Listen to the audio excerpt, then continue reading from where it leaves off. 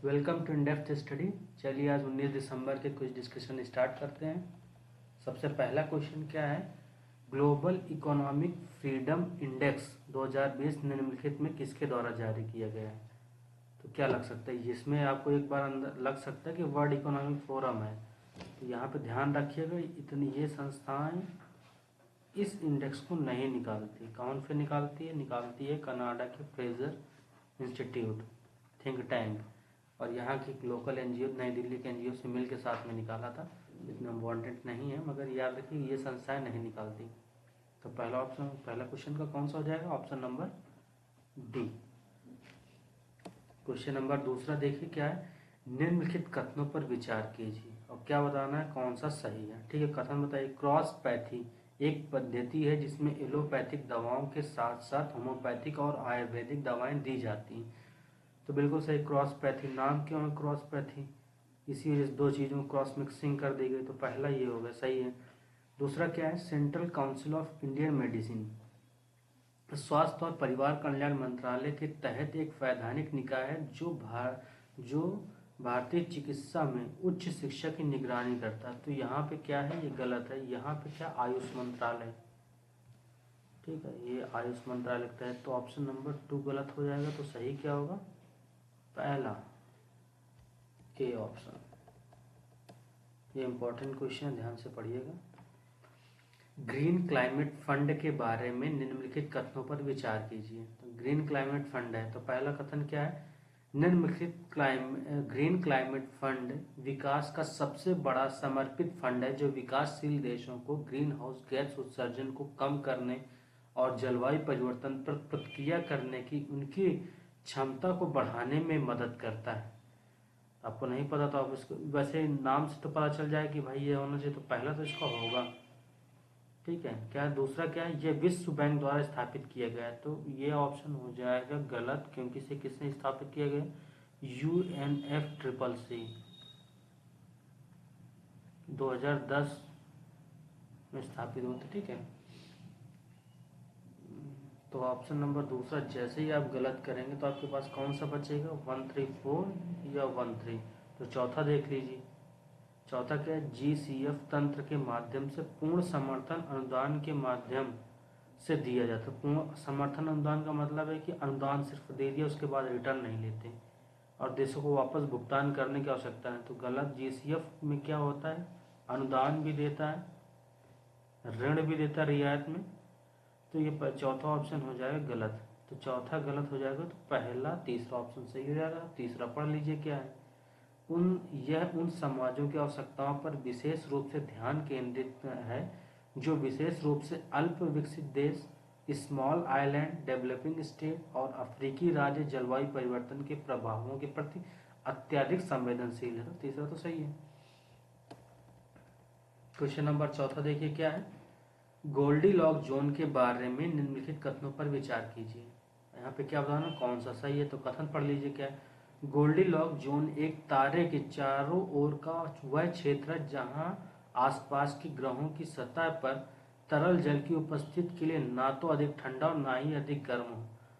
तो Goldilock zone क्या होता है, कोई भी स्टार है उसमें ऐसा क्षेत्र को कवर करता है जहाँ पे क्या हो कि वो जल हो, वहाँ पे जल ना तो इतना ज़्यादा तापमान हो कि वाष्प के रूप में हो, ना ही इतना ज़्यादा हो कि बर्फ हो। तो बिल्कुल पहला ऑप्शन हो जाएगा सही। दूसरा क्या है, सूर्य के गोल्डीलॉक जोन में पृथ्वी एकमात्र ग्रह है। तो ये ऑप्शन हो जाएगा गलत, क्योंकि पृथ्वी के साथ साथ में शुक्र और मंगल भी इसके गोल्डीलॉक जोन में आते हैं। दूसरा ऑप्शन गलत हो जाएगा। तो आपके पास कौन सा बचेगा, या तो एक 3 या 1। तो यदि कोई ग्रह किसी तारे के गोल्डीलॉक जोन में स्थित होता है तो इसका अर्थ यह है कि ग्रह पर जीवन या तरल जल की संभावना मौजूद है। तो यहाँ पे ऑप्शन ये हो जाए गलत, क्योंकि वहाँ पे क्या है, इस तरल जल की संभावना मौजूद होती है, जीवन है या नहीं इसकी कोई ऐसे गारंटी नहीं होती। तो ये ऑप्शन नंबर तीसरा गलत, तो ये सही हो जाएगा।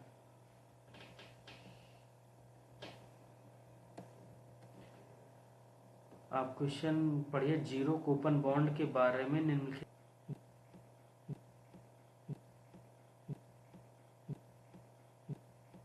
जीरो कूपन बॉन्ड एक ऋण प्रतिभूति है। ऋण प्रतिभूति का मतलब इसके माध्यम से ऋण लिया जाता है। तो पहले तो ये पहला पार्ट, जिस पर किसी प्रकार का ब्याज भुगतान नहीं किया जाता है बल्कि अत्यधिक छूट पर ट्रेड किया जाता है।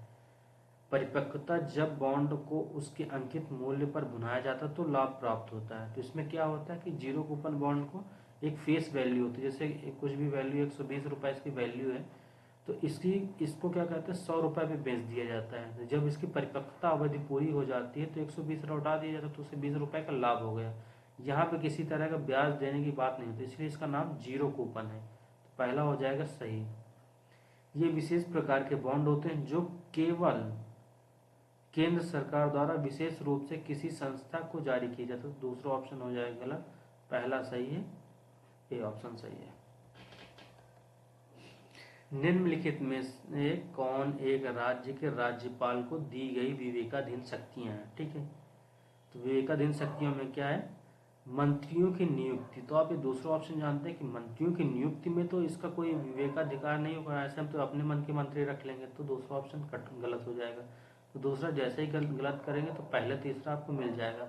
मगर पढ़ लीजिए क्या क्या है। राष्ट्रपति शासन लगाने के लिए भारत के राष्ट्रपति की एक रिपोर्ट भेजना, पहला ऑप्शन सही है क्योंकि सही उत्तर पूछा गया। भारत के राष्ट्रपति के विचार के लिए राज्य विधायिका द्वारा पारित कुछ विधेयकों का विरोध करना, तीसरा भी सही है। और इसके बाद चौथा, राज्य सरकार के व्यवसाय का संचालन करने के लिए नियम बना, तो ये ऑप्शन गलत है, तो पहला तीसरा हो जाएगा। ठीक है, क्वेश्चन नंबर 7वां देखिए, क्या भारत और राज्यपाल और भारत के राष्ट्रपति के संवैधानिक पद के संदर्भ में निम्नलिखित कथनों पर विचार कीजिए। ठीक है, जबकि संविधान में राज्यपाल द्वारा अपने विवेक से कई बार कार्य करने की संभावना की परिकल्पना की गई है, राष्ट्रपति के लिए ऐसी किसी भी संभावना की परिकल्पना नहीं की गई है। ठीक है, ऑप्शन नंबर दूसरा क्या है? और इसमें 42वें संविधान संशोधन के बाद मंत्री स्तरीय सलाह को राष्ट्रपति के लिए बाध्यकारी बनाया गया, लेकिन राज्यपाल के समय में संबंध में ऐसा कोई प्रावधान नहीं। तो दूसरा ऑप्शन सही है। पहला में इस हिसाब से सही है कि क्या होता है कि राष्ट्रपति की लिखित रूप से कोई विवेकाधीन शक्तियां नहीं है, और इसमें संविधान में जहाँ भी लिखा गया संविधान में, ध्यान रखिए कि संविधान में इसमें राज्यपाल के लिए लिखा गया है, राष्ट्रपति के ऐसे लिए नहीं है, मगर वो प्रयोग कर सकते। तो पहला ऑप्शन हो जाएगा सही, तो इसका ऑप्शन नंबर सी पहला दूसरा है। क्वेश्चन नंबर 8वां देखिए, निम्नलिखित कथनों पर विचार करें। कथन क्या क्या है? इंटरनेट का प्रयोग करके व्यापार या व्यवसाय करने का अधिकार संवैधानिक रूप से संरक्षित है। तो आपको नहीं भी पता तो आप इसको होल्ड पे रख दीजिए। इसके बाद के भारत में सूचना प्रौद्योगिकी अधिनियम 2000 एकमात्र कानून है जो इंटरनेट सेवा के निलंबन से संबंधित है। सी ऑप्शन देखिए, धारा 144 CRPC इंटरनेट एक्सेस को ब्लॉक करने के लिए जिला मजिस्ट्रेट को शक्ति देता है। तो आप यहाँ दूसरा ऑप्शन गलत है। क्यों गलत है? क्योंकि यहाँ पे IT अधिनियम 2000 है, साथ साथ में CRPC एक्ट 1973 है, इसके बाद टेलीग्राफी एक्ट 3 एक्ट 1885। इन 3 एक्टों के माध्यम से हम इंटरनेट को ब्लॉक करते हैं, बंद करते हैं, निलंबन करते हैं। तो सिर्फ एकमात्र कानून नहीं, तो दूसरा जैसे ही कट करेंगे तो पहला तीसरा आपको बिल्कुल पता चल जाएगा। मगर आप पढ़ लीजिए कि आपको ये भी पहला भी पता होगा, इंटरनेट का उपयोग करके व्यापार या व्यवसाय करने का अधिकार संवैधानिक रूप से संरक्षित है, CRPC। तो पहला तीसरा सही, ऑप्शन नंबर बी सही। क्वेश्चन नंबर 9वां देखिए, क्या आयुष्मान भारत प्रधानमंत्री जन आरोग्य योजना सेहत योजना के संदर्भ में निम्नलिखित कथनों पर विचार कीजिए। यह योजना जम्मू कश्मीर राज्य के सभी निवासियों को निःशुल्क बीमा कवर प्रदान करती है। यह यूटी में जो जम्मू कश्मीर के सभी निवासियों के लिए एक फ्लोटर आधार पर प्रति परिवार 15 लाख रुपए तक का वित्तीय कवर प्रदान करती है। तो ये ऑप्शन नंबर दूसरा गलत है, पहला सही है। ये सभी को मिलती है, ये ध्यान रखिए, सभी देख के आप गलत मत कर दीजिएगा, इसमें ही स्पेशलाइजेशन है इसकी। क्वेश्चन नंबर 10वां देखिए, प्रधानमंत्री जन आरोग्य योजना के संदर्भ में निम्नलिखित कथनों पर विचार कीजिए। तो यूनिवर्सल हेल्थ कवरेज की दृष्टि को प्राप्त करने के लिए आयुष्मान भारत को राष्ट्रीय स्वास्थ्य नीति 2017 द्वारा अनुशंसित रूप से लॉन्च किया गया था। तो पहला आपको नहीं भी पता तो होल्ड पे रख दीजिए थोड़ा देर। अब यहाँ पे देखिए पीएम जय योजना पूरी तरह सरकार द्वारा वित्त पोषित दुनिया की सबसे बड़ी बीमा आश्वासन योजना है। तो ठीक है। अब तीसरा क्या है, इसमें 5 दिन तक प्री हॉस्पिटलाइजेशन और 10 दिन बाद के लिए हॉस्पिटलाइजेशन के खर्च जैसे डायग्नोसिस और मेडिसिन शामिल है। तो इसका तीसरा ऑप्शन गलत है। क्यों गलत है? इस वजह से गलत है क्योंकि यहाँ प्री के लिए 3 दिन है और पोस्ट के लिए 15 दिन। तो तीसरा गलत हो जाएगा। तो दूसरा पहला भी इसका सही है। क्यों? क्योंकि आपने ये पढ़ा होगा यूनिवर्सल हेल्थ कवरेज प्रदान करता है। ठीक है। ओपेक प्लस के बारे में निम्नलिखित कथनों पर विचार करें। क्या कथन? ओपेक प्लस तेल उत्पादक देशों का समूह जो पूरी तरह से गैर ओपेक सदस्यों और रूस ने बनाया। तो ये गैर ओपेक सदस्यों द्वारा नहीं, ओपेक सदस्य और गैर ओपेक सदस्य हैं। ठीक है।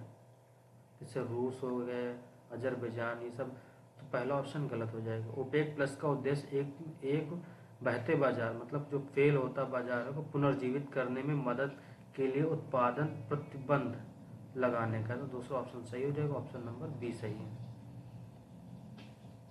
क्वेश्चन नंबर 12वां देखिए, पेट्रोलियम निर्यातक देशों के संगठन ओपेक के बारे में निम्नलिखित कथनों पर विचार कीजिए। ओपेक के सदस्य देशों में 2/3 ठीक है वैश्विक तेल का उत्पादन करते हैं। दूसरा क्या, ओपेक प्लस कच्चे तेल का ये उत्पादकों एक संगठन है जो तेल बाजार की आपूर्ति में सुधार का काम कर रहे हैं। ओपेक सदस्यता किसी भी देश के लिए खुली जो तेल का पर्याप्त निर्यातक हो और संगठन के लिए आदर्शों को साझा करता हो।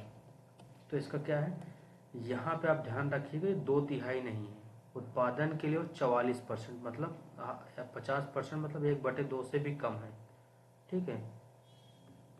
तो आप पहला ऑप्शन जैसे ही गलत करेंगे तो पहला ऑप्शन गलत करते हुए आपको ऑप्शन नंबर सी मिल जाएगा। दूसरा तीसरा सही। दूसरा क्या ऑप्शन था, ध्यान से पढ़ लीजिए। ओपेक कच्चे तेलों का संगठन बिल्कुल सही है। तीसरा भी सही है। क्वेश्चन नंबर 13वां देखिए, रामसर कन्वेंशन के बारे में निम्नलिखित कथनों पर विचार करिए। कथन क्या क्या है, यह संयुक्त राष्ट्र कन्वेंशन जो वेटलैंड के संरक्षण और बुद्धिमान उपयोग के लिए रूपरेखा प्रदान करता है। तो ये ध्यान रखिए कि संयुक्त राष्ट्र कन्वेंशन नहीं है।